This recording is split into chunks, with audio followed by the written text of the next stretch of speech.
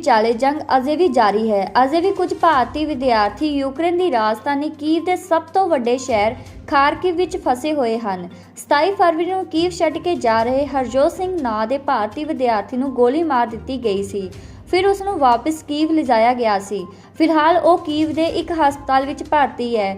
ਹੁਣ ਹਰਜੋਤ ਸਿੰਘ ਨੇ ਭਾਰਤ ਸਰਕਾਰ ਨੂੰ ਮਦਦ ਦੀ ਗੁਹਾਰ ਲਗਾਈ ਹੈ।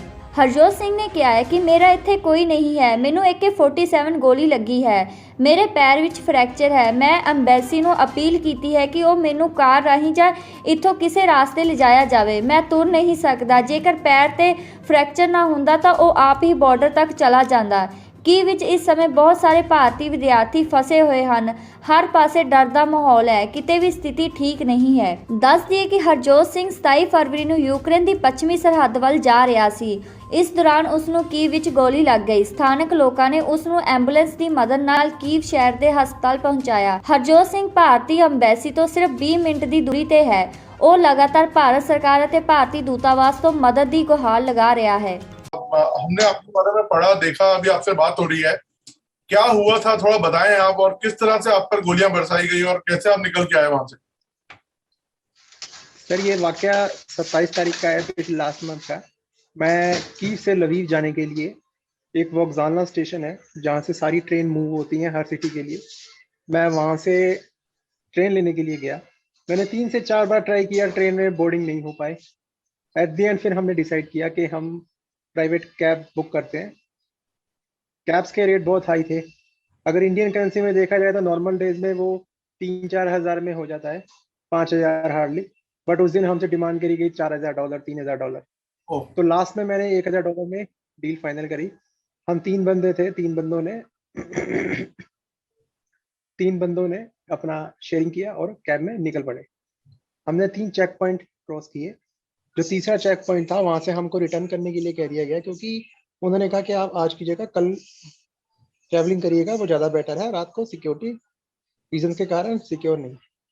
हमने कहा ओके। देन हम वापस अपनी सिटी में आ रहे थे, तो कीव सिटी के अंदर ही मेरे ऊपर, जैसे हम कैब में बैठा हुआ था, मैं बैक साइड में लेफ्ट हैंड साइड में मेरी आंखों के सामने एक गोली रेड कलर की बुलेट थी, एकदम चीखती हुई शीशा क्रॉस करके निकली।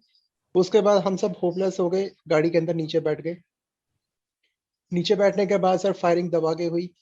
3-4 बंदे लाइक जैसे सामने से मतलब जमीन पे, और 3-4 बंदे ऊपर बिल्डिंग से फायरिंग कर रहे थे कंटिन्यू।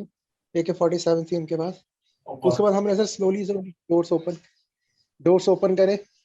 मैंने खुद को बचाने के लिए अपने हाथ छाती से टच करके जमीन पे लेट गया, फुटपाथ का सहारा लेके।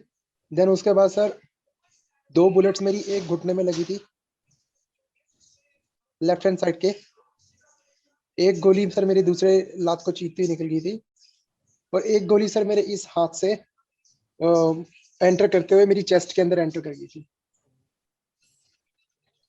उसके बाद सर मेरा, हाँ जी सर बोलिए। नहीं आप बोलिए सॉरी प्लीज। फिर उसके बाद सर मैं बेहोश हो गया था। मेरी आंखें खुलती थी तो मेरे को सिर्फ इतना दिखता था कि हल्का हल्का रोशनी, ठंडी हवा, क्योंकि उस वक्त टेम्परेचर डॉक्टर्स ने मेरे को बताया कि -2 था। मेरा ब्लड भी बहुत निकला था उस वक्त। आप आराम करके बोल सकते हैं, कोई दिक्कत नहीं।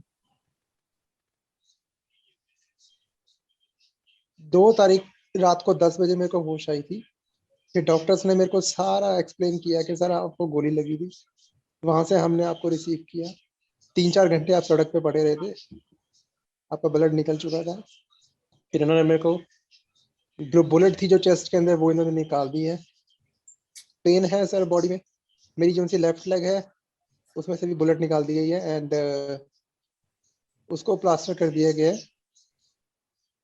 आपकी तबीयत पहले से बेहतर है